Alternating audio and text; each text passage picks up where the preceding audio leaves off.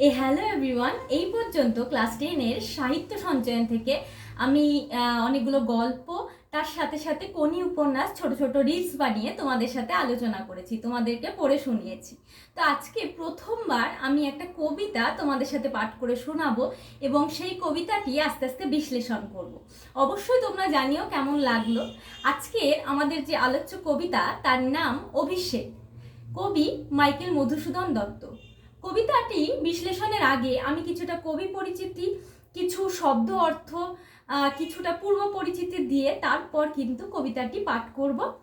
তো প্রথমে আমি বলি, কবি মাইকেল মধুসূদন দত্ত, যার জন্ম তৎকালীন বাংলাদেশের যশোর জেলাতে, সেই সময় তিনি গ্রামেরই কাজির থেকে প্রাথমিক শিক্ষা গ্রহণ করেন এবং চলে আসেন কলকাতাতে উচ্চশিক্ষার জন্য।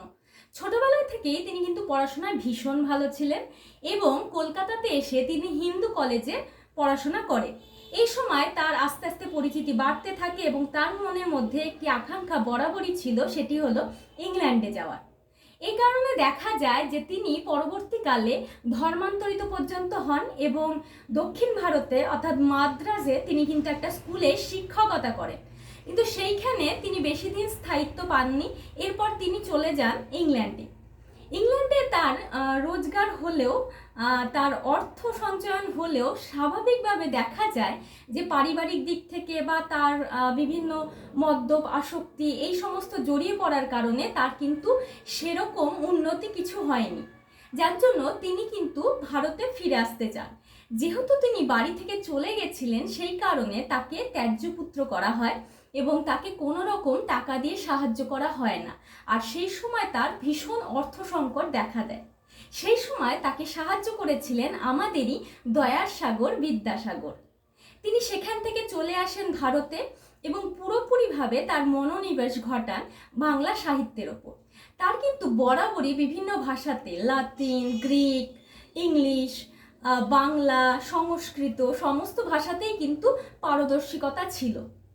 তিনি বিভিন্ন কাব্যগ্রন্থ রচনা করেন, যেমন মেঘনাদ বধ কাব্য, ব্রজঙ্গনা, বীরাঙ্গনা।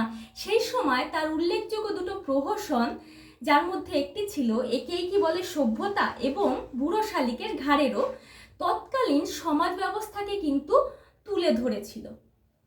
আজকে আমাদের যে পাঠ্য অর্থাৎ অভিষেক, অভিষেক কবিতাটি কিন্তু মেঘনাদ বধ কাব্যে প্রথম সর্গ থেকে নেয়া।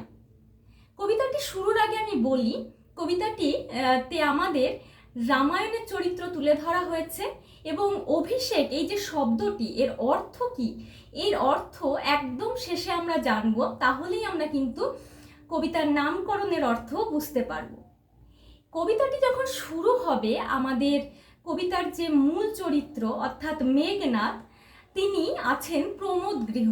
প্রমোদ গৃহ অর্থাৎ সেই সময় দেখা যায় যে তাদের আনন্দর জন্য আলাদা করে একটি গৃহ রাখা হতো, সেখানে তিনি বসে রয়েছেন। তার চারিদিকে বিভিন্ন রমণীতে ঘেরা, এছাড়াও তার মদ্যপ অবস্থা।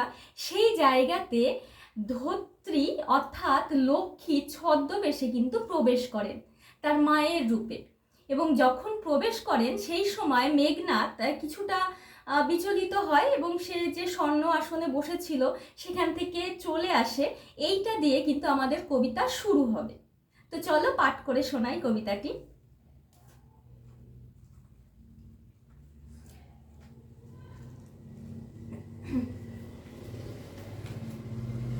কনক আসন ত্যাজি বীরেন্দ্র কেশরী ইন্দ্রজিৎ প্রণমিয়া ধাত্রীর চরণে কহিলা, কি হেতু মাত তব গতি তব আজি এ ভবনে, কহ দাসে লঙ্কার কুশল। শিরচুম্বী ছদ্মবেশী অম্বুরাশি সুতা উত্তরিলা, হায় পুত্র কি আর কহিব কনক লঙ্কার দশা, ঘোরতর রণে হত প্রিয় ভাই তব বীরবাহু বলি, তার শোকে মহাশোকী রাক্ষসাধিপতি সসৈন্যে সাজেন আজি যুঝিতে আপনি। এখানে প্রথমেই বলা হয়েছে কনক আসন অর্থাৎ সোনার আসন, সেটিকে ত্যাগ করে বীরেন্দ্র কেশরী ইন্দ্রজিৎ তিনি কি করলেন, তিনি ধাত্রীর চরণে ছদ্মবেশী লক্ষ্মী যে তার মায়ের রূপ নিয়ে এসেছেন তার চরণে গিয়ে স্পর্শ করলেন এবং তাকে জিজ্ঞাসা করলেন, কি হেতু মাতো, কি কারণে মা গতিতব আজি এ ভবনে, এই ভবনে অর্থাৎ প্রমোদ গৃহে সাধারণত কোনো নারী প্রবেশ করে না পারিবারিক দিক থেকে, সেইখানে তার প্রবেশ আজকে হয়েছে, নিশ্চয়ই কোনো ব্যাপার আছে।